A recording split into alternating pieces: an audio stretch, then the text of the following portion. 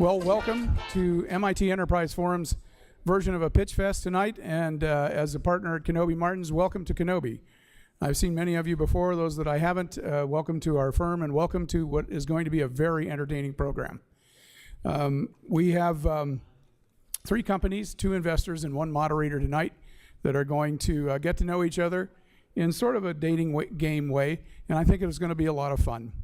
MIT is Enterprise Forum here in San Diego. This is the 3rd one we've done.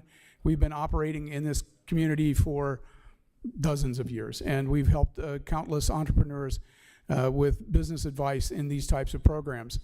Kenobi Martins has been a proud sponsor of MIT for as long as I can remember, and that's a long time. Our firm is an intellectual property only firm.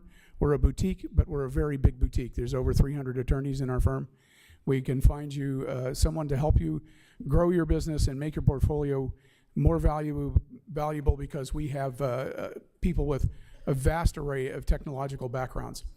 I'm a patent attorney in the chemical, pharmaceutical, and electronic space, and our firm represents many, many startups all the way up to larger companies such as Illumina, Qualcomm, and Samsung. And with that, I'm going to introduce you to Mike Krenn, who's a serial investor and very well known in this area. If you don't know him, you're in for a treat. Mike.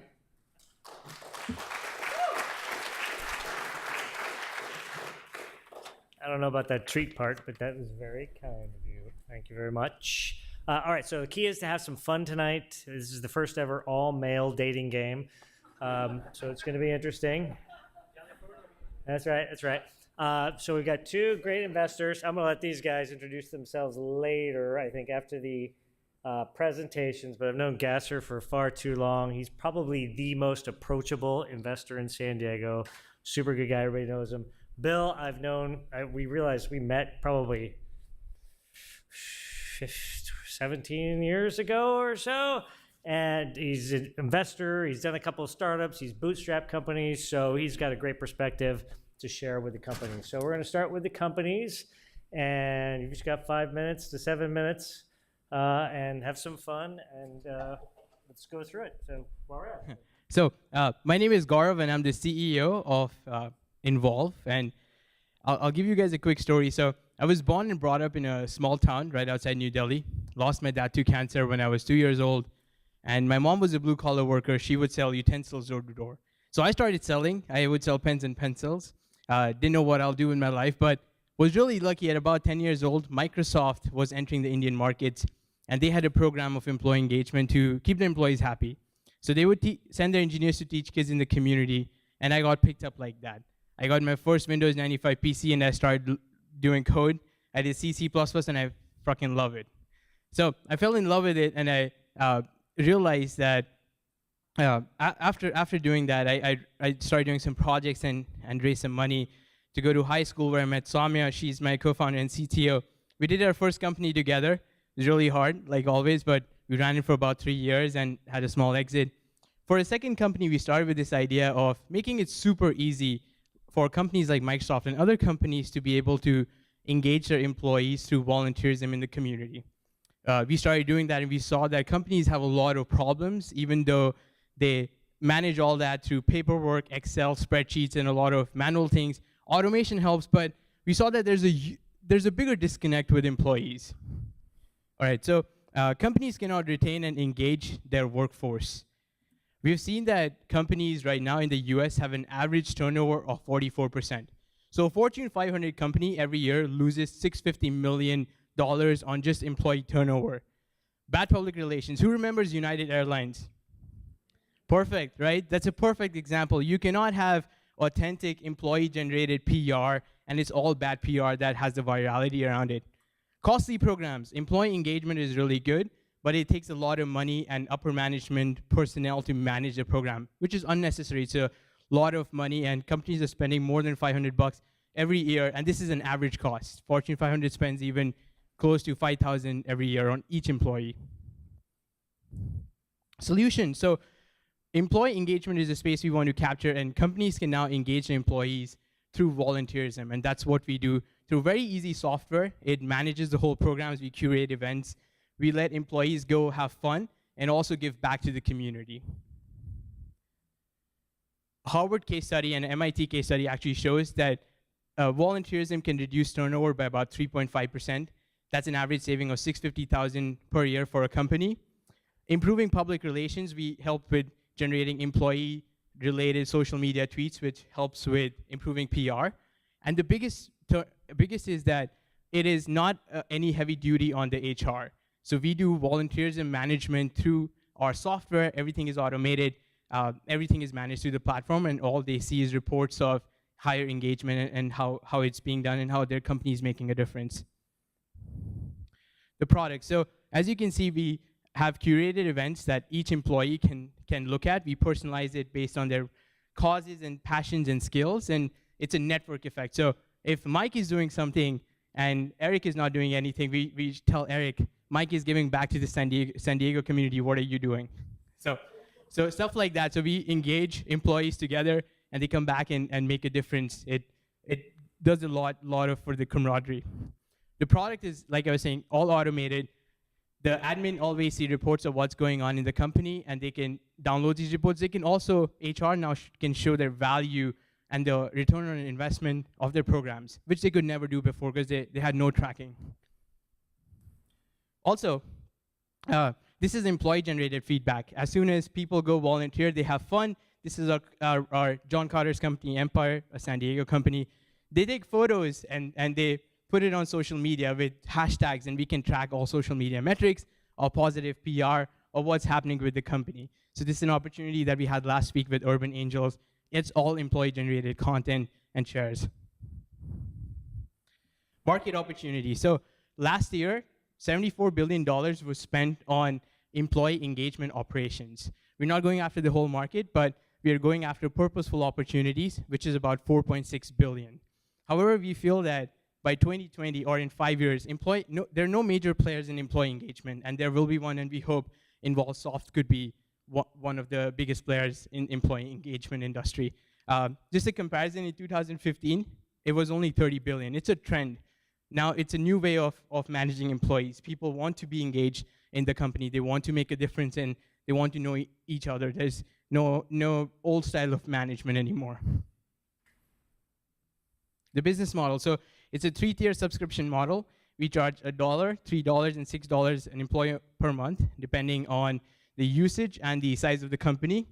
It takes us $12,000 to acquire a customer, so that's our CAC. Time to pilot is 90 days. We're trying to reduce it with a model like Slack, so like land and expand in a company. Enterprise sales is pretty hard, and it's really long. So average monthly subscription, we're targeting at $3,000 every month, and our goal to, by the end of the year, we're trying to launch 34 enterprise clients with 102,000 in MRR. That's our goal. All right, go to market. So we're focused on direct sales is our biggest right now. We do a lot of inbound through SEO, SEM. Eric had this really cool idea of opening the platform, which we did, which worked. So thank you last year. I don't know if you remember, but thank you anyways. And then, we also go after channels. I met someone here at TriNet today. So TriNet, Cornerstone, On Demand, Mercer, other HR companies, Gusto, Zenefits are perfect channels for us as they're trying to round up their revenue. And lastly, we're also focusing on recommenders. However, the biggest thing that we're doing is we're not trying to boil the ocean. It's really, really important for us to focus, and the companies that we go after are companies which have a well-defined volunteering programs, a large enough employee size, more than 500, so we can get an average of 3,000 per month in MRR, a deal size with them.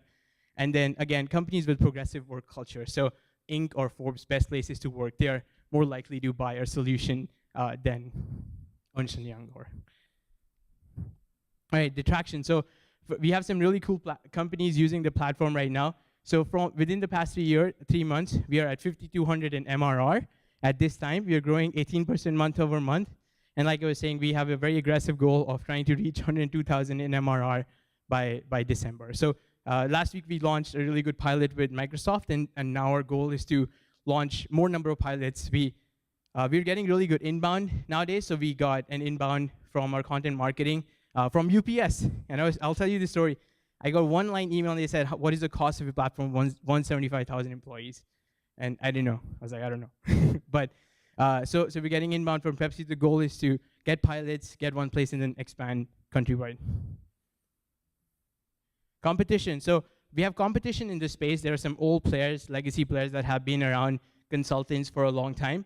Most of them focus on grants and donation. And the trend that we're focusing on is moving away from donations or an in-person kind donation, but moving towards more engagement. So team engagement, working together, being transparent with what the nonprofit is doing. That's the trend. And who's demanding that? Millennials. And there's a study which says that by 2020, 60% of the US workforce will be millennials. And we're millennials, so which brings us to our next points. Why us? So I'm 25, Soumya is 26. We're millennials, we understand millennials.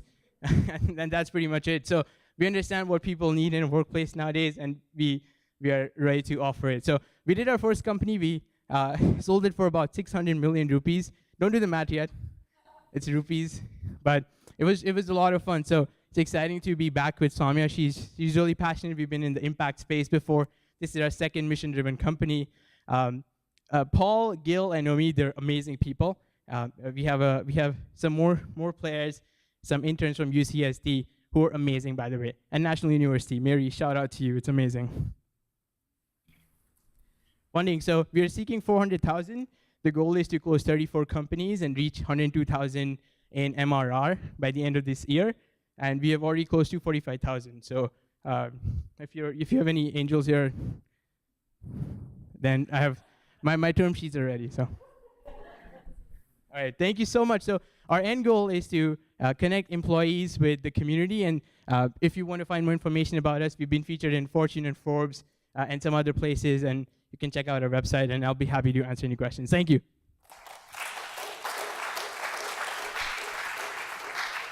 All right. I'm actually not sure who's next. Is it Jerome? Jerome? All right, I got a question for you, Gaurav. Of the 400 you're raising, you got 245 in. How much of the 245 is left? How much of your 245,000 that you've raised is left? Oh yeah. So we have 190. Okay. Yeah, and your agent will cheap. 1 second. 1 second, it's the difference between winning or losing many sports competition. It's a big deal. It's a really big deal sometimes. I've been racing for 25 years, and I was national champion like 2 years ago. And I would give a lot to be 1 second faster, and I think there's like plenty of people like me. And I was been wondering, how could I use my background as a video game developer to be 1 second faster? What kind of technology could help me to forget this mistake, to have the right data at the right time? And with my company Victorize, we realized we could even do better. We could give athletes superpowers. The superpowers to see the invisible, the superpower to get the right information at the right time. Athletes are always looking for an edge. It has been to the use of action camera recently, activity tracker. It was like 3 billion market last year. But we think the next frontier is going to be augmented reality, and Victorize want to help define this space. Let me introduce you our first product, our Smart Race Companion. So to start with, our users have a smartphone app, and they track their activity. They can associate notification to some specific metrics, like a GPS position, heart rate threshold. Then we optimize this race plan. So we actually have been scrapping like 20 years of race result to understand how people perform and to be able to generate like relevant notification to help users compete in a better way. And lastly, our users can also get this content from influencers, elite athletes, coaches, or even promoters. Come race day, come race day, our users, they simply clip our device in their sports eyewear or their goggles. Then for the very first time, they will receive real-time visual feedback during the performance to help them, to avoid mistake, to take the right turn, and to know where they are in their effort. So, for example, in this video, I'm showing like how a mountain biker could know his split time. So if it's green, if it's ahead of time. Or like how a skier, so like this one is behind time and curve. So what sets us apart from the competition is we're not focused just on the hardware. We think like to create value for our users, we need to combine hardware, software, and content in one cohesive product. Many of our competitors create like some cool gadget, like a phone to get, goggles. It's to be $1 grand, and it's going to be really difficult. I mean, not a product really accessible. So we are focusing not on having like a full goggle or full eyewear, but just an accessory. But this accessory works with a software, and we also provide content for this ecosystem.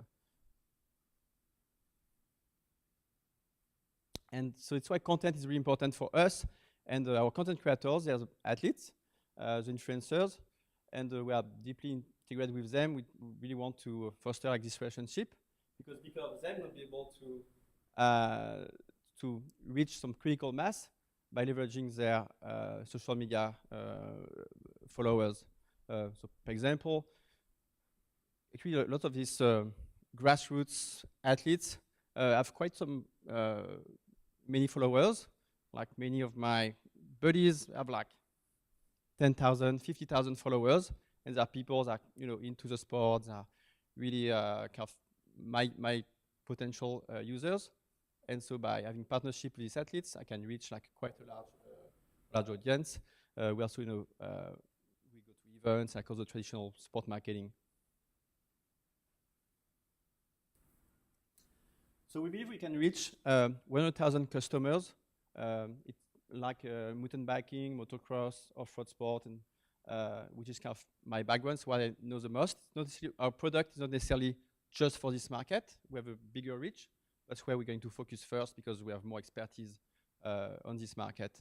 So obviously, like the wearable market was like a 3 billion and probably expanding in the future. Our business model is pretty straightforward. One part is like direct sale of the product, and we also like in our roadmap we have multiple products that are going to be compatible with this one to enhance the experience. Like for example, like a more precise tracking. And the other part is like a subscription to the service and to content. So, for example, when there's like a new race, there's like a new content, and people can buy the new race plan for the upcoming race. Our margin is quite comfortable at this point. It's like 60% for like a device that would be sold between $100 and $200. The price is not really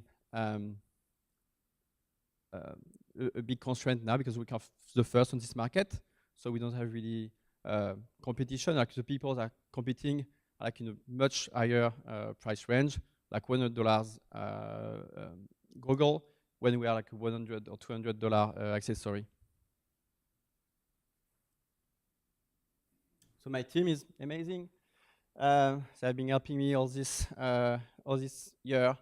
So we have like some veteran video game developer, some sports specialists, and some smart brain from UC San Diego, UCLA, Berkeley. I would like to give a little shout out to Jem, our electric engineer. We have Mauricio, our data scientist, and we have Nate, our software developer.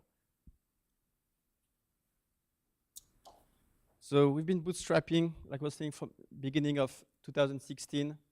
We went to the Founder Institute. Thanks, Janine, for the help to get, a better entrepreneur. We were starting from really the beginning, where I was really a noob in 2015. It's been a long way. We currently have a beta product. We have few users. using it. We're working on the final form factor. And we are also starting our seed round. Our goal is to launch a pre-order campaign on organic or like on platform like Indiegogo or Kickstarter, and to get our product ready for manufacturing. So we're looking for $250,000 to reach this milestone. Thank you.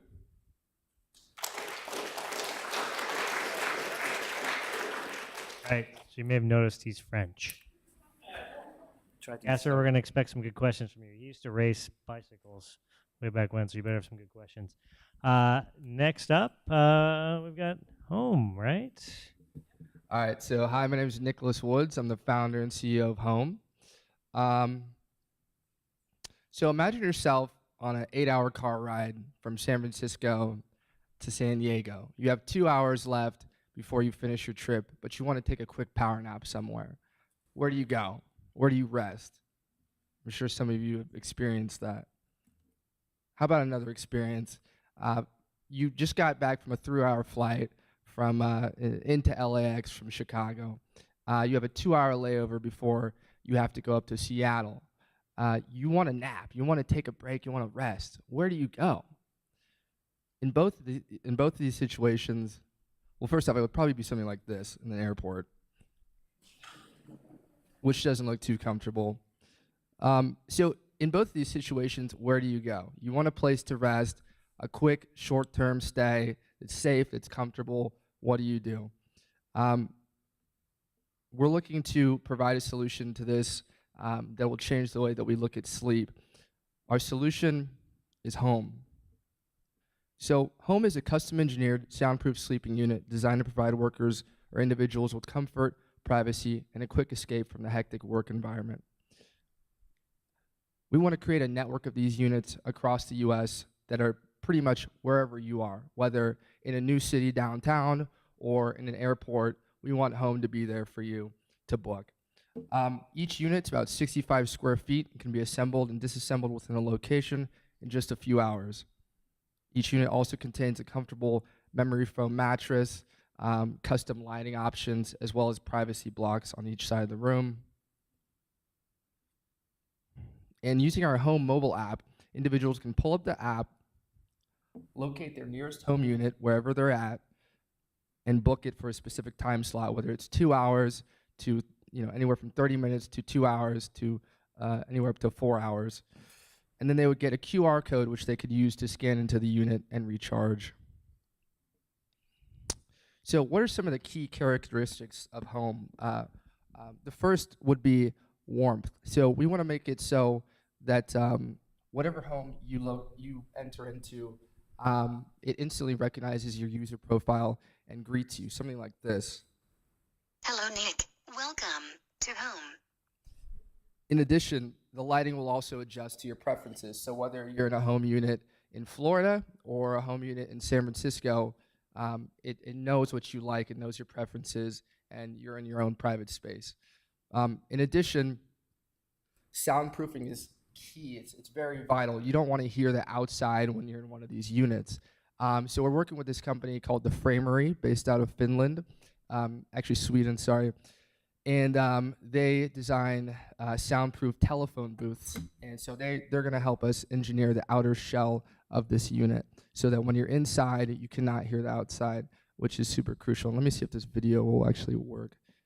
Okay. So anyways, it's soundproof. You can't hear it, but it is. So, yeah, you just got to trust me. So, in addition, comfort's another huge thing. When you go in there, we want to have a comfortable bed for you, sheets, blankets that are clean, that are changed after every use. So that's what we have as well. We have an attendant that will go in after every use and clean the room. So you're not going to walk in and see a juice box laying there or some sweaty sheets. And then ease of use. So we want these units to be everywhere. Again, that's kind of the big vision for this. Whether you're at an airport or a new city, you want the home to be there for you as long as you have our mobile app. So how will we expand this? How will we grow this? Well, to understand that, you have to kind of break down their business model, which is broken into 3 parts. One, the first being exclusive placements, which are placements in locations for the specific visitors of that location. So whether it's in an airport for the airport travelers, in a university for the students and faculty of that university, or within a hospital for the nurses, the doctors, the visitors, or even theme parks for the visitors. So that's one of our placement types. The second would be public placements, which are units placed across the city for the general public to book. A city-to-city type rollout like you'd see with Lyft or Uber. And our partner locations for these placements would be gyms, fitness centers, day spas.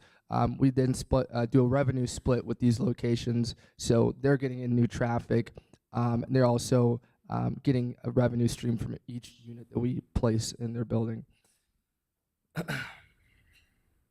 And then for the future, mobile placements, which is something we think is really cool. Now, mobile placements can be either our units that are set up temporarily, or kind of a decked out 4 to 6 unit tour bus that you could roll up to events such as trade shows, such as music festivals like Coachella or EDC, or marathons. There's a lot of different uses for that, but that's kind of down the road and the bigger vision of the company. So here's a look at our projections post-funding. So year 3, we want to be active in 25 cities and have over 35 exclusive placements, whether that's in LAX or SFO or Paris, wherever. And by year 5, we want to be active in over 50 cities with 60 exclusive placements. So here's our biggest competitor as far as exclusive placements right now, which is Metro Naps. They produce this energy pod, which kind of looks like a spaceship. Here's kind of why home's better. As far as privacy and comfort, your full kind of body's exposed. So if you're a snorer in this, people could tell it to you because they could see your shoes. With home, you're in your own private space, so there's nobody can see that you're in there, and a lot of people don't like that, to be seen while they're sleeping, especially at work. Another thing is noise reduction. These are not really noise reduced unless you like to sleep with headphones on. A lot of people don't like that. Home units are soundproofed. And then cleanliness, you know, you don't know who's been in that before you. Did they sweat? Did they take a shower? Did their breath smell? Like, these are things that I would think about before sitting in that chair. With home, each unit's cleaned after every use. So again, you're getting a clean, fresh experience. It is a turnkey solution, though. I will give it that. You drop the chair in, and you're good to go. But with home, it's not just a box. It's also our booking system we're providing to companies or locations. It's the back-end management system, so they can see we had this many users this month from this department. We're making this much revenue, and it's the attendant too that helps you manage the space and clean units. So why home and why now? Well, the space in general is in an upward trend. The global sleep aids market was valued at $58 billion in 2014. That includes mattresses, pillows, sleep devices, sleep laboratories, and that number is expected to hit $80 billion by 2020. What about proof of concept? How do we know people will adopt this, companies will adopt this, individuals will use this? So the following companies all have nap rooms, whether it be a makeshift nap room or a nap chair. Innovative companies like Google, as well as more traditional like Time Warner Cable, New York Times. Here's HubSpot's nap room, which is constantly booked from blogs that I've read. It's just a simple kind of hammock. The University of Michigan was tired of seeing students sleeping in the library with their heads on their backpacks and just tired and worn out. So they actually created napping stations, which are constantly booked in 2015. Same with James Madison University, which actually created the Nap Nook in 2013, which is just 6 big beanbag chairs people could book for 40-minute intervals. But between 2013 and 2014 school year, over 2,500 naps were actually taken. And these are just makeshift examples. A lot of universities do not have anything like this, and students would like to use something like that, which is where home could come in. And this is kind of a funny case, but this is actually a class called Napercise, which is a 60-minute class where you just go in and take naps with other people, which I think is interesting. But so this video, there was a video for this, and it went viral on Facebook, and people were talking about it. And although it's a kind of a funny and weird thing, from the comment section, I was actually able to identify a really clear potential user group from it, and that is parents of young children. So there are so many comments, by the way, from parents, but a few of them that I like to point out. The very top left, 3 words, I have kids. I got 18 likes. Yvette, right under her, was like, because if you go home, you know you have a million things to do, a house to clean, a dinner to cook, kids to parent. But if you had a class, then it's a dedicated time for just napping. I got 19 likes. Rafaela under her was like, take my money, LOL. We could probably do that. And then on the right, Laurel Reynolds just said, I'm a stay-at-home mom with no babysitter. I would totally pay for something like this if it was a real thing. Ha ha, I can never get a peaceful nap at home. So again, kind of an interesting concept, but it does show proof that people would possibly pay for home in the public placement setting. And that actually prompted me to make a post and take a survey in a Facebook group called Sacramento Parents, which is where I'm from. And I asked, I said, hey, like, we're talking to a few gyms out there. Would you guys pay for something like this? Would you use it? And I got about 7 responses. And 4 of those responses said that they would use something like this, especially if they had the ability to drop off their child in childcare while they go take a nap. So I thought that was kind of feedback that individuals would be willing to use home in cities.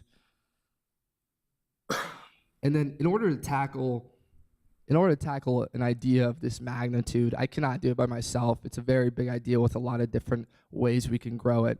And so I've assembled a team that I'm very confident can get the job done.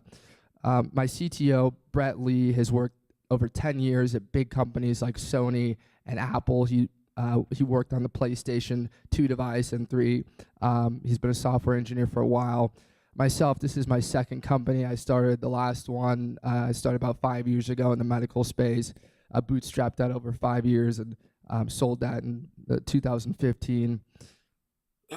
Our design partners for the project, Phenom Bagley and Martis Bagley, combined industrial designers, have over 25 years of experience in industrial design. Phenom's initially from France, and she's worked on projects for companies like Intel and Facebook.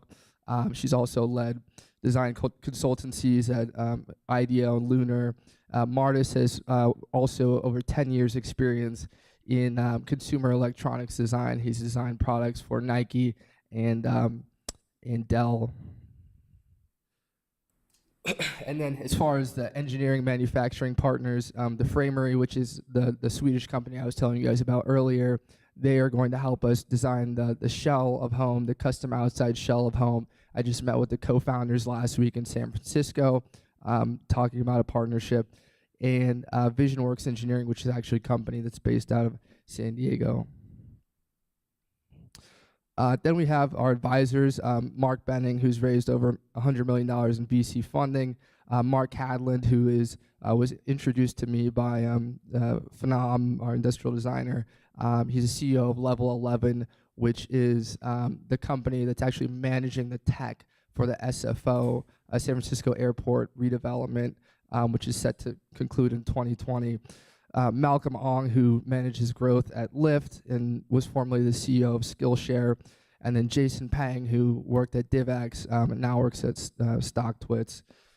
So as far as traction, our products are currently in development. We have our mobile apps. Android app actually created, and now we're doing some redevelopment with it. Same with the iPhone app. The in-room tech is created.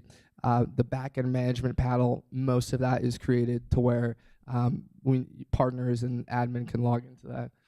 And then, and then, although we don't have a product out yet, I've generated significant customer interest. I've kind of gone out and started talking to companies about it. The main partner being, or strongest lead being California Family Fitness, a gym chain that's willing to test out our units once our product's created. MWAA, which is, they manage the DC airport and the Dulles International Airport. Qualcomm and Desk Hub, a co-working center, who is allowing us to test out home once we get the tech completed. So this is the last slide. So right now we're seeking $750,000 in seed funding, which will go towards product development, and then from month 1 to 6, and then by month 6 we should be able to have these units placed in our initial locations and grow the company from there. So thank you.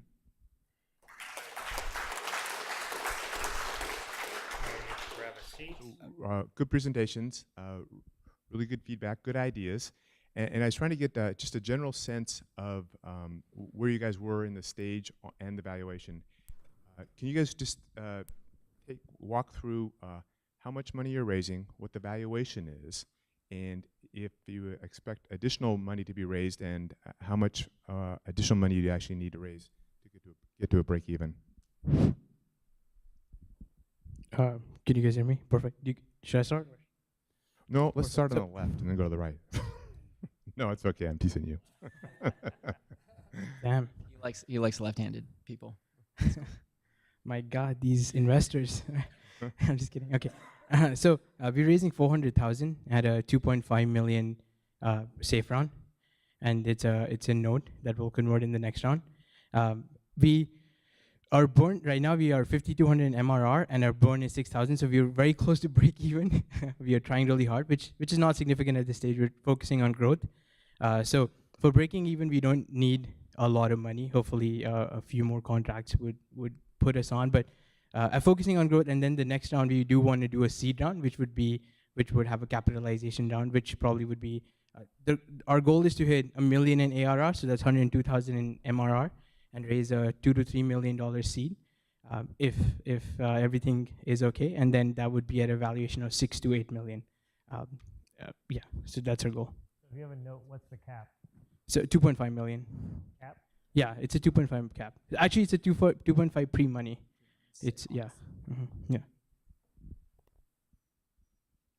Yeah. So right now, so we're seeking $750,000, and that could be either an angel funding or a seed round for 35% of the company, and we would be looking to do further rounds down the road, especially when it comes to building more. Since this is kind of a hardware startup, building more units, expanding to different locations, doing more engineering work. So I do expect to have follow-up, Series A, Series B rounds after the initial kind of funding. All right, so we are raising $250,000 for like 1.5 million free money variation. We should break even with 2,000 units, 2,000 customers. I like guys that go longer than they're supposed to. So ha ha ha ha ha. Come on, man, what's going on? Anyways, so who went over? Who went over in their time? Are you sure, Nick? Are you sure? Are you sure? Yeah, you went way over, but it's okay. So, can you help me understand who your customer is? Who's going to be your first customer? Yeah. So I think there's really two types of customers with this with our model. One I would consider like kind of the gateway customer, which is the administration of a company or the administration of an airport or the administrators of a university that allow us to place these units within their company or location. And then the second customer would be That's horrible. Let's start over. the actual users. Let's start over. So Okay. who is your first customer? Like which vertical are you going to go after? You said airports, colleges, Right. and what else? You had something else in there too. So when you first, when I give you $1 million, because that's how Right. much you're asking for, and you're going to say, okay, who's our first customer going to be? Mm-hmm. What vertical are we going to attack? So there's a few leads we're working on, but I think the initial placement would be the public placements within the gym locations across the city. Perfect. So, yeah. Excellent. Thank you. All right. Okay, so a question on the headset and the gear for the bike. Where are you in that process on being able to roll that out and commercialize it as far as a path to revenue? Yes. So we have a first prototype. That's not really we can really distribute really easily. It's kind of a bit complicated to install. So we're working on getting the final form factor. The units are being made in the next few weeks. So we'll get 2s and 10. And when we validate that it's working properly, then we can have like a bigger production. So probably the goal would be to have like functional product manufactured with the right process by the end of the summer, and so being able to start a pre-order campaign in fall to deliver product by the end of the year. Can you help me understand how it works? Because like if I ride down a trail, it's only going to work the second time, right? So help me understand who your customer is, because you showed a graph of market size being the recreational rider, which was just under, I think, 300 million users. I think that was this. What was that? 100,000 users. Okay, so that's even worse, but that's okay. So help me understand how those folks are going to use the product if they're recreational users, because they're not typically riding the more advanced trails. Are usually some of the more casual trails, and being able to differentiate between a casual trail and something that's more technical is really hard to do because it requires like microsensors. So what's in your product that's going to allow that to work properly? Because that to me is your secret sauce. Yes, so our typical customers is the one that use Strava, for example. The one that's chasing, you know Strava, right?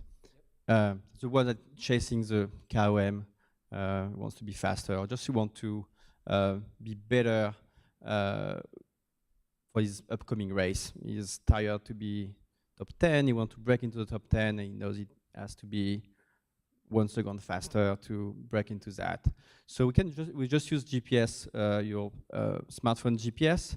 It's enough to get like a 1 second definition. We also work in an upcoming product using GPS RTK that's give like a half of an inch precision, and so we'll be able to tackle like other sports where like they need a higher precisions, like people at higher level that also need higher precision. So the first customer is a recreational user. Does anybody know what Strava is? Who knows what Strava is out here? Raise your hand. Yeah, so it's a fitness app, pretty much mostly used by cyclists and runners. Pretty much their success is based on they have a leaderboard, so people can compete against each other. I got a better one. Fitbit. Anybody know what Fitbit is? Raise your hand. Okay, it's a Fitbit for cyclists. You get? You got that one? Cool. So yeah, we can switch. Okay, so that's awesome. Thank you. Okay, so employee engagement, the strategy, you're basically close to a break even. How long does it take to actually acquire a customer, enterprise customer, and get them to actually push it out to their audience, to the employees? Sure. So the strategy that we follow right now is from a cold start, from a cold call, we reach out to the VP of HR. So that's our target persona. From start to begin to start a pilot, it takes us 90 days.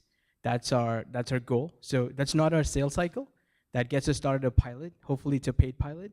Gets us in the door. It's usually with 500,000 employees or with one location. So for example, if Qualcomm as an example, we won't try to go Qualcomm worldwide. We would just go Qualcomm here, and that would be 90 days. And the goal is that we do a pilot, and within 6 months we try to launch US-wide. And we haven't gone international with anybody yet, but that's in 1.5 years.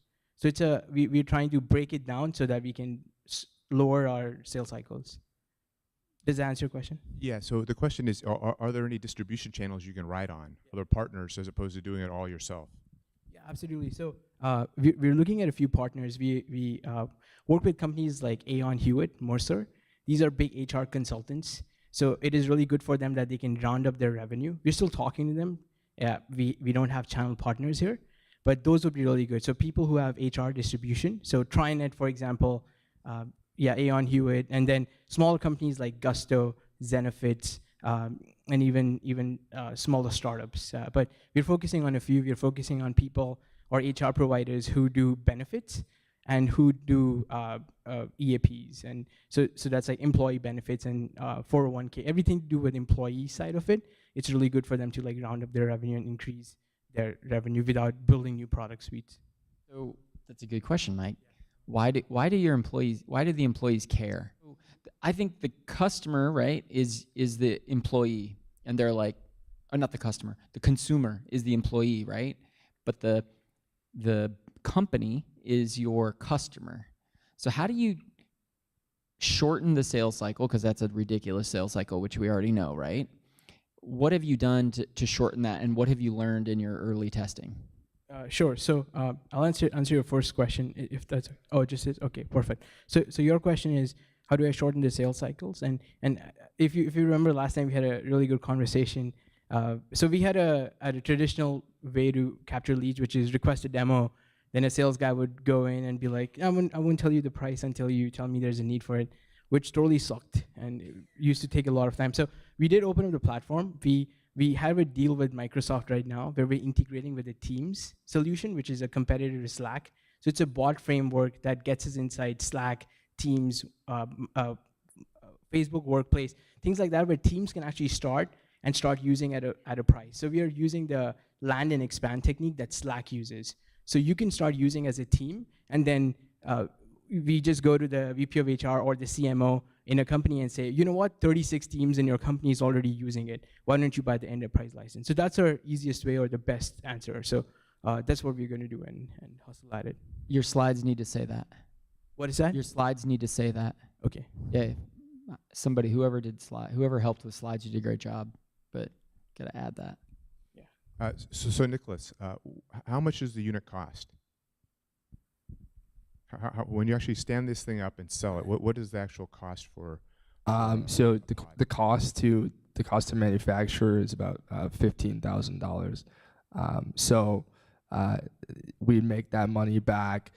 So each kind of placement has a little bit of a different business model. So if we partner with a company, let's say Facebook's like, hey, we want to put 10 units in here.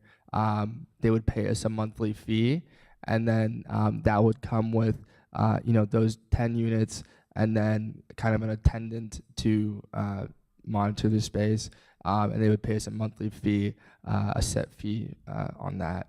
And what was it actually? What was the original question actually? So just so how much capital does it take to stand that up? So it's $150,000 for 10 units.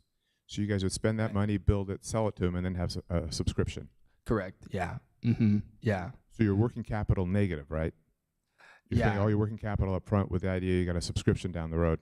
So yeah, I mean, it depends on. So if it's like an airport placement or something like that, it would be where the individual is paying for it per use, as opposed to like company or hospital paying for it on a subscription basis. So that would vary a little bit, but the initial cost to create it's about $15,000. Yeah.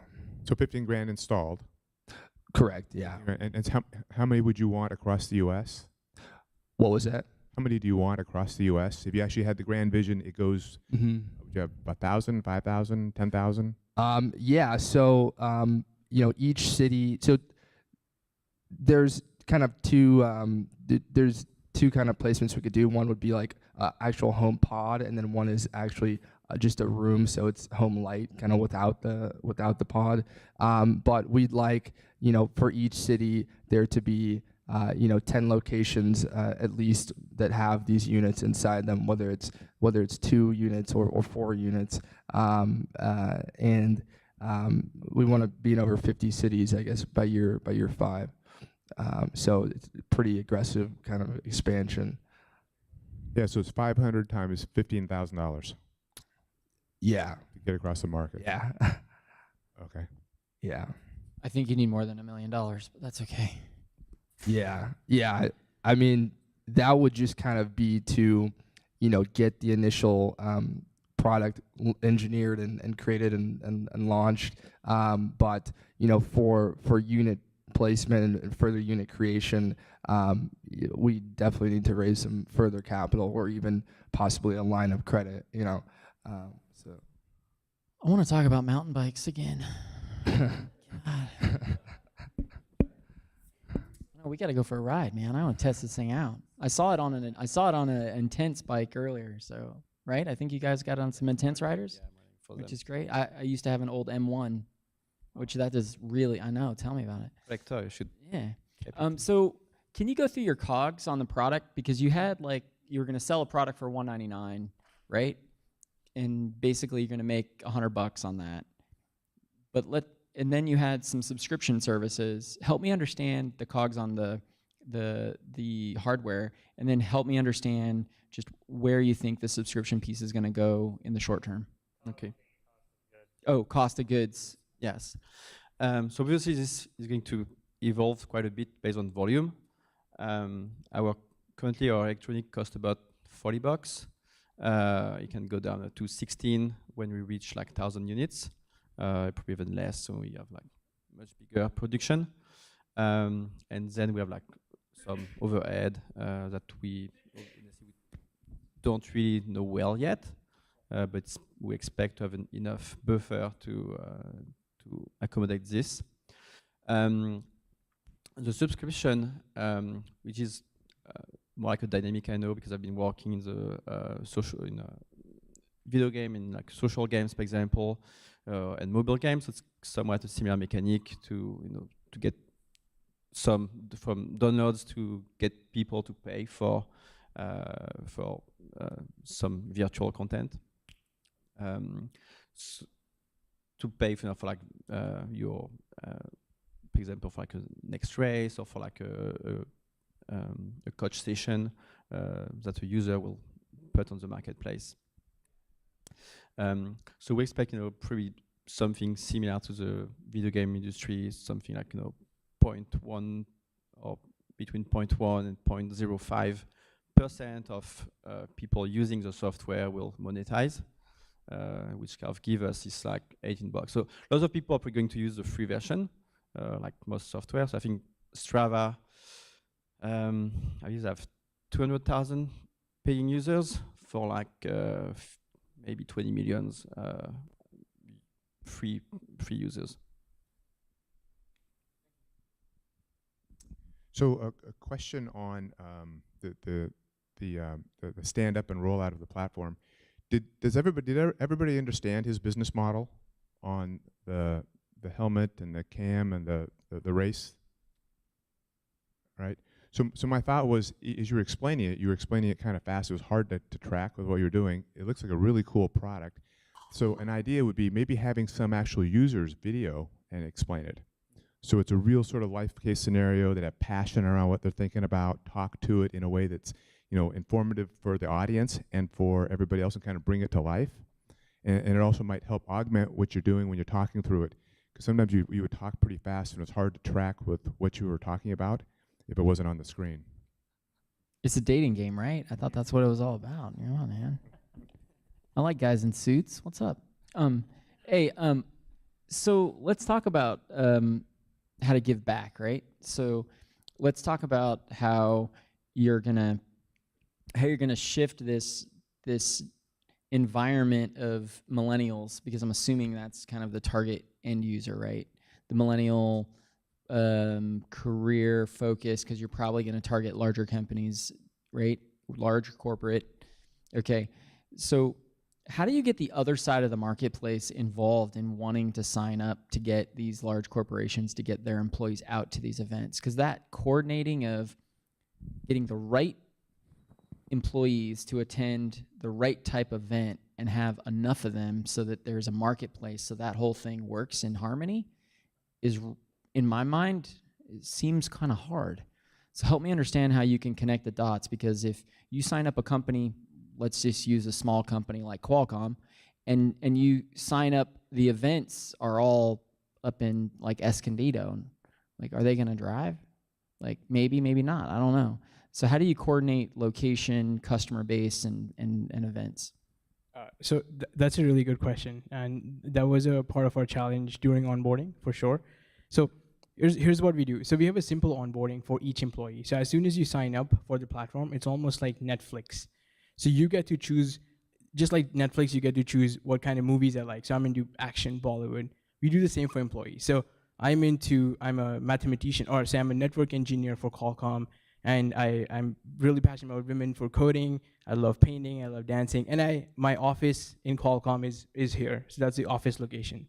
So once we have that information, then we rank. So we have an algorithm at the back end which sees what your teammates are doing. So what is Mike doing? What are you doing? What is Jerome doing? And all that. And then we also rank it to your preference and matching preferences. But we make sure that we find events which are really close in a mile radius, because people don't want to go further away. And since it's team engagement, we don't find close to their house. We only find it close to the office so that they can go with their office colleagues.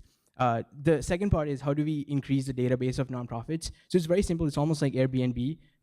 It's a free sign up for nonprofits. All they have to do is, we have a vetting form, so they put in their 501c3 status, and they put up the event that's going on, and then they sign up on the platform and push out events. And then employees get to rate the opportunities. So if a nonprofit here, say for example, Habitat for Humanity, got really high stars, then we'll push more events from Habitat for Humanity. So right now, there is some work that has to be done manually. A lot of it is automated, but at scale, it would almost work like Airbnb, where there's a lot of nonprofits pushing out events, and then we match it with algorithms for the employees. So a follow-up on that, what sorts of advisors or money do you want? Because a lot of times you can get money or you can get smart money.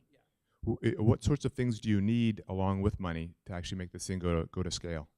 Absolutely. So for the biggest things, I'm an engineer. I don't know how to do sales. So we definitely seek out people who have enterprise sales experience. I think I'm too young to go into a CMO's office.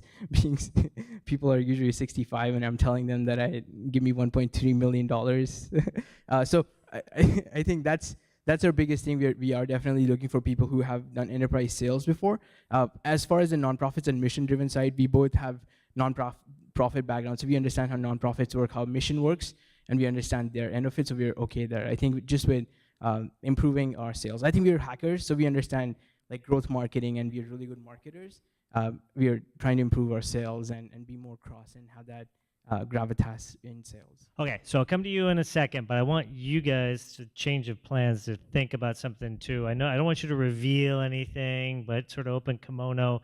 If you have anything to ask about what you want to know from an investor's perspective as you're raising money, that's fair game too. So you guys got any one more? Should we go? All right. I'm going to reach across if I can. Actually, for all three of you, how much market research have you done? There was nothing in any of the presentations about, we interviewed these customers and here's what they said. I look at Involve and it sounds like an interesting thing, but, what do the companies, how many companies have you talked to and what have they said about it and what would they spend? And for each of you, it's a great idea is worth nothing unless you have the research that says the customers actually support it. Since you said Involve, I'll start. We are really bad at market research. We like to execute. So as entrepreneurs, the thing we try to do is we go with landing pages to customers and say, will you buy this? We have the software, which is running amazingly, and people are using it. So we started there for sure, and then everything is built on feedback. So we did Founder Institute last year, and everything was built on companies and employees giving feedback that drove the product. Not eventually that, employee engagement is $100 billion and we're going to capture 1% and that's going to make us billionaire. Unfortunately not, but as we go on, we did market research on definitely what the budgets are, how people would buy it, and how we have to do corporate sales or cross-maneuvering and understanding our target persona. and everything is ground up. Pretty much is 1 + 1 in a startup. That's my answer. Sorry, my experience. Could be totally wrong. Yeah, so I've done a lot of, I would say, kind of informal interviews with individuals on their perspective. Kind of like I mentioned, reaching out to a select group of, individuals who had, children and seeing if they would use something like Home. Just kind of in my day-to-day during the development, talking to different people about the idea, about the concept. I get a lot of feedback on, man, if this was in an airport, I just had a layover. I was just, exhausted. So a lot of kind of, face-to-face, feedback that I've received. I have talked to different companies, again, like the gym locations, and I've also done a lot of research kind of in the different sectors this could expand to. So again, like looking at, maybe they're not our users specifically, but looking at, these universities that are putting up these nap rooms, and seeing the feedback and usage of that, or different cases, even hospitals that have put up nap rooms, and just kind of how much we could grow it and the growth potential and all the verticals that we could expand to. And so I do have proof of each vertical that I mentioned that there would be, interest in a consumer need for that. So there are probably two parts, like the beginning of 2016, I've been being like more systematic, and so I've been interviewing lots of people, running survey, different sport, different athletes.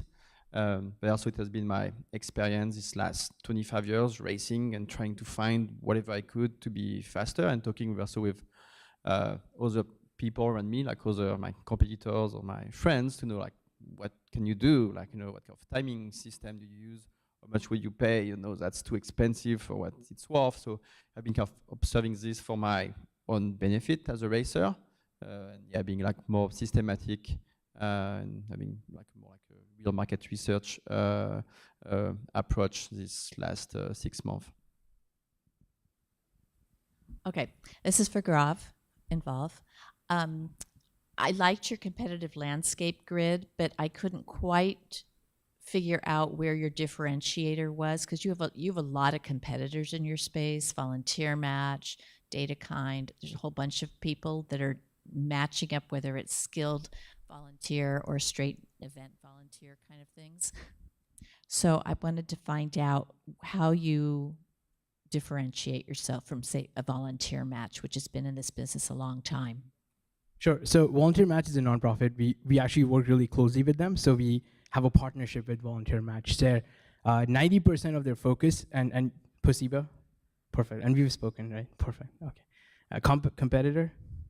No worries. I'll still talk to you guys. So 90% of their core business is B2C, and like 10% they are moving in B2B. They're amazing. They know everything about volunteerism. They know about how to be in this space, how to work with nonprofits. What we are doing is the differentiators in feature sets. Like I'll start with features.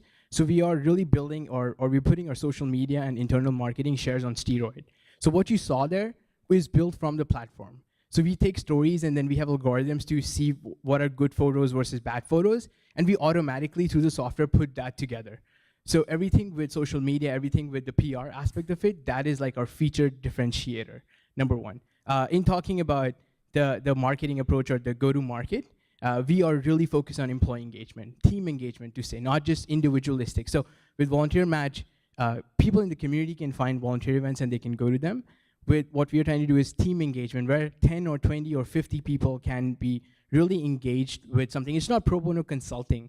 It's really fun events where they can add value. And we're moving more towards not just giving back, but sustainability, diversity and inclusion. And then in the future, for profit. So Empire, you saw that. They actually use our platform to create events. So they curate opportunities, and the events that they create is like, let's go catch Pokemon, go together.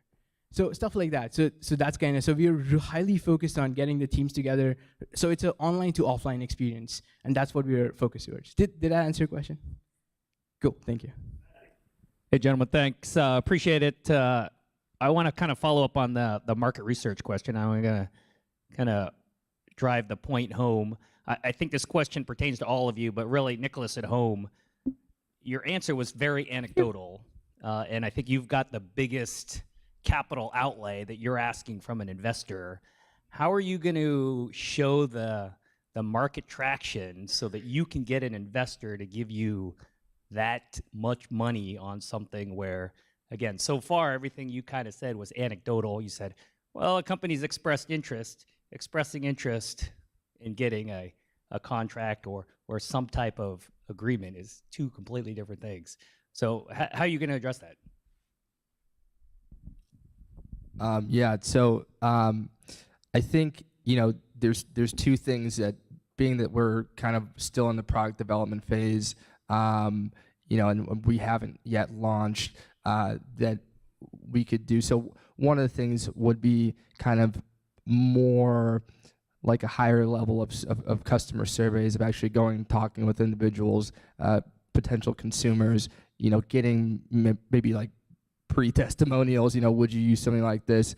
When would you use it? And just getting a larger amount of those, because I do get them on the day-to-day, but I think I need to kind of compile them into more proof, in the pitch deck, perhaps. Like I was sitting with the Uber driver yesterday, and he was like, man, like I just drove all the way across the city, and if I had a place to crash for 30 minutes or an hour, I would totally do that. And so just cases like that, maybe, and just kind of listing those out and having kind of a document of those specific individuals who did say they would use something like that, also. So is there, would there be a way of standing up one unit? So instead of building 10 or 15, get one unit to the market, or two units for 30 grand. Yeah. Get them in the market and help validate it. Yeah, and so off of that point, they're actually Desk Hub, which is one of the co-working spaces out in Little Italy.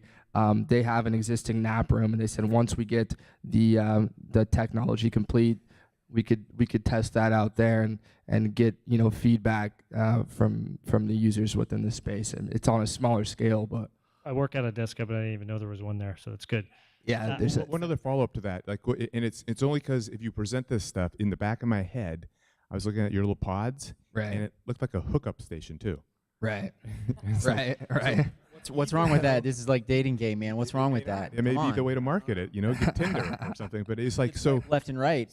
You could like Good. left goes to Mind Hub and right goes to wherever else. That would absolutely be a way of marketing it. But the point is, if you intend that, Mhm. or it's in everybody's head, you should address it up there, or kind Right. of dissuade it, or talk about it. Because Right. in my head, it's like, oh my God, that's going to be. I mean, he's right. No, for sure. And Tinder's so the way to market. yeah, a lot of the placements would have like attendants outside that would be able to make sure that people check in properly, that there's not two people who are using a single pod, that the rooms are cleaned after every use.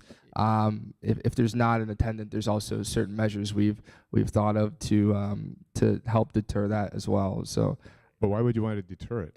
Is there a I'd prefer to keep it single person use. There's like a black light problem if you.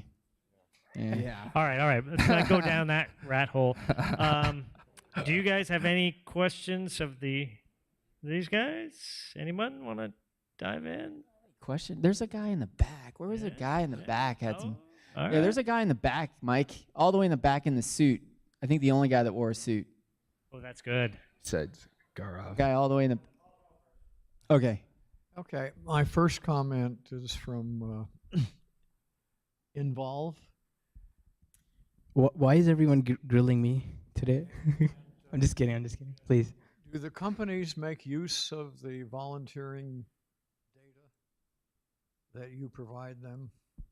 Yes, absolutely. So, do you have a follow-up question to that? Well, because when I was working, I was pushed out by my boss into volunteer positions out in the community to learn a little bit how to be a manager when you don't have any authority. And it was very beneficial to me and the corporation. And I assume that you do that kind of stuff.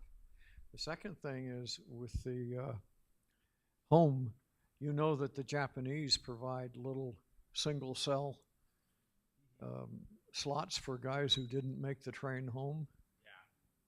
And in your case, how do you change the linens in these things? I don't mind following a woman in her linens, but to someone come in with some big fat guy.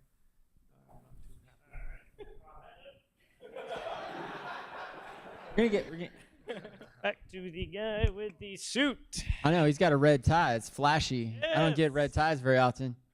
Get points for that. Thank you. All right, this will go to Mr. Home. So, I guess one question I would have is particular to the cleaning service. How long are you thinking that's going to take, and have you associated any costs with that? And how much? Okay. As for the home guy, do you have costs and cleaning? And Not how giving you're me the gonna handle mic. I don't know why. Yeah. So kind of off both of the questions. So each placement. So let's say the placement's within the gym itself, and we're doing a revenue share with the gym. Because they're making money off of that, they would want to keep that unit clean and attended, and make sure that the next person who goes in, it's a fresh linens for them. So whether it's one of our attendants or a partner's, at a gym location, somebody will be going in and cleaning the sheets after every use. And then the timing, how long that would take, we would say under 5 minutes. We would stock each unit or outside of the unit with about 20 sets of sheets. And so it wouldn't take more than 5 minutes for that cleaning to take place. And then we would also contract. One of the reasons we actually use gyms is because a lot of times they have towel service, and so they wash these towels, and so they could always also do the same with sheets. But if not, we would contract with with an outside kind of laundry service to pick up the dirty linens and bring them back the next day. Quick short answer. You mentioned Facebook buying 10 units. Why are they buying a service? Why aren't they just buying the unit and servicing them themselves? Because what are they paying for? What do they get the service? Yeah, so we really want to provide a turnkey solution to these companies. So we're not just coming in and saying, here's 10 units, figure out what to do with them.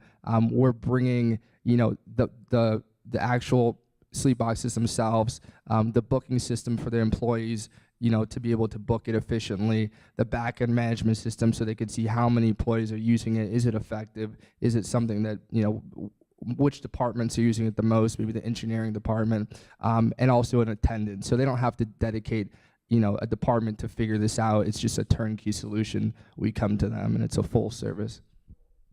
Question to Mr. Home as well. So my question about soundproofing. What were considerations of doing soundproofing as opposed to earplugs or noise cancellation headphones? Thank you. I think that, from talking to different people, so I did talk to people about that, some of those options, and a lot of people prefer to not sleep with anything on their ears. And so if we could soundproof the pod itself, that would make it a more comfortable sleep. So when you're laying like this, you don't have an earbud in your right ear. If we could just make the full unit itself very soundproof, that would be more ideal. And so that's why we've been talking to the framework, because I feel like soundproofing is one of the key, aspects, especially if you're paying for, let's say $7 for 30 minutes. You don't want to hear the outside because you're going to be pissed off when you leave your reservation. So, yeah. We need a minute to pick a winner, don't we? Yes. All right. We need to huddle. Anybody want to ask a question of them while we huddle? I haven't had a chance to answer any questions, man. No one asked me any questions. This is a record. This is like the first time ever. This is awesome. If you have a chance to ask investors questions, you should be thinking of that, but they need to huddle. So who's got one more question? One more question? All right. This is also for home. Just a quick question. You mentioned it's like $7 for 30 minutes. Is that the average price that you would charge for it? Yes. And then if so, for the independent units, how much, because I don't know how long they're open, if they're open 24 hours, how much do you expect to make per day, assuming it's in use constantly per pod? So as far as the pricing, after discussing with some people kind of what their feedback would be on what they'd be willing to pay. The cost would be about $7 for 35 minutes actually, because it allows a little bit of time for them to leave. And then for an hour and 5, it'd be about 14 or actually $13.50. They could also purchase through the app minutes, at a discount. So if they want to buy 200 minutes instead of pay per use, they could do that and save some money. And then what was the other question? So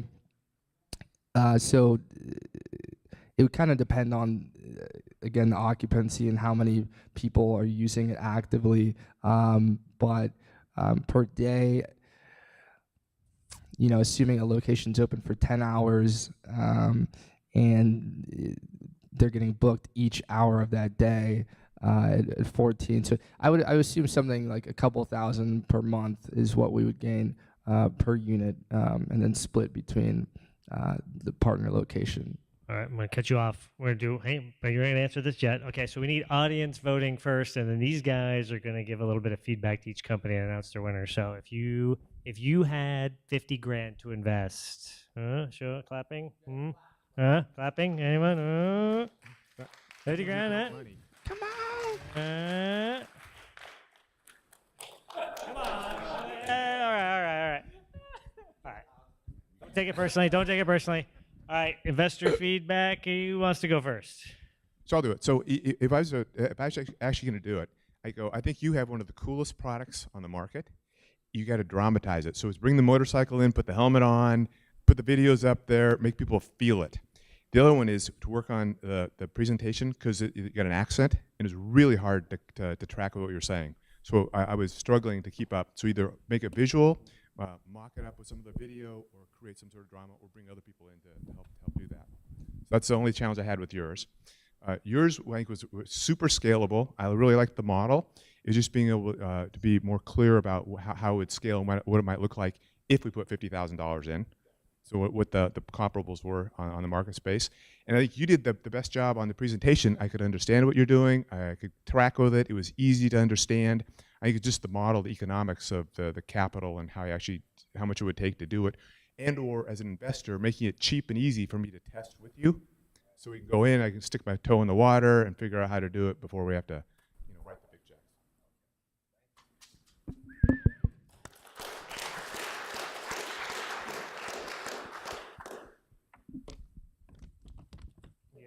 Oh, you want me to give feedback too?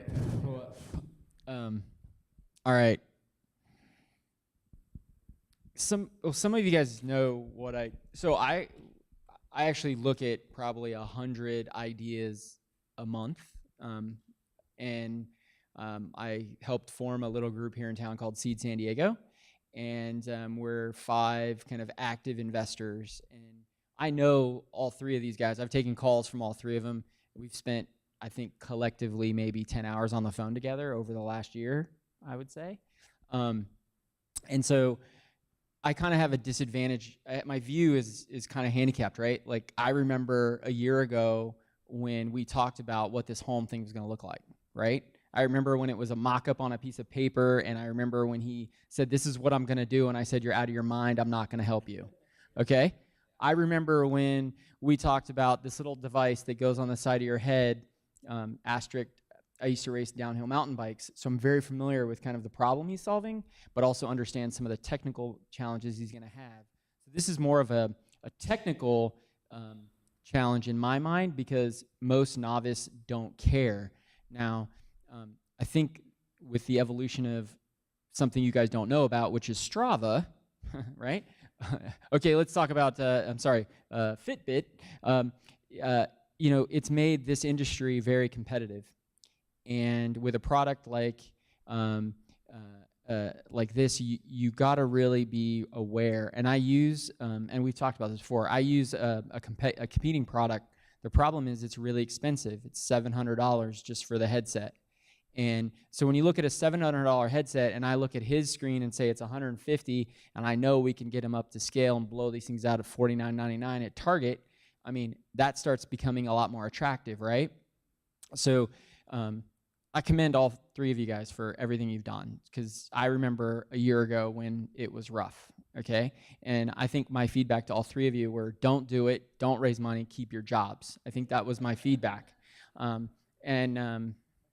So that's some solid feedback on top of some of the things that were said earlier, is really help with the visuals and the props and the feeling. I got to get excited about this.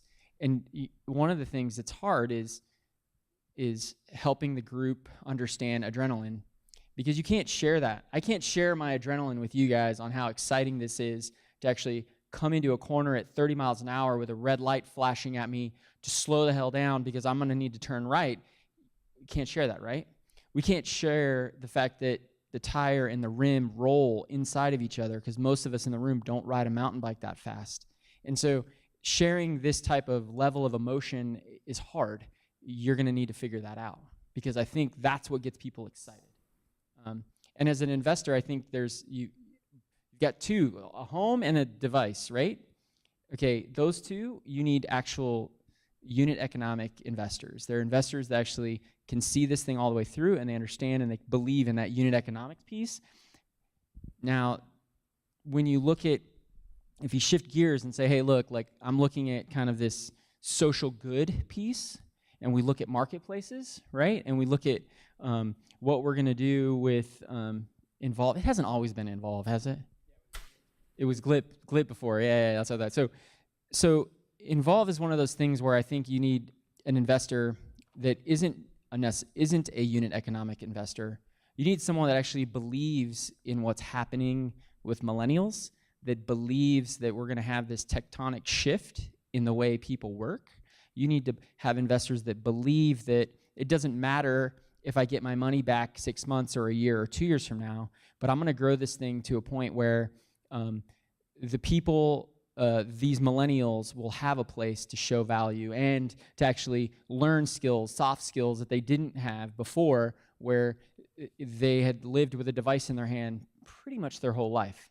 And getting out and cleaning the beaches is something most of them have never done. So anyways, thank you. I don't know where I was going with that, but that was a little bit of feedback to each one of you, and I think it'll help just with how you identify the investor type, and maybe getting a little bit closer to realizing some of these things. All right. Anita, Amy, anything?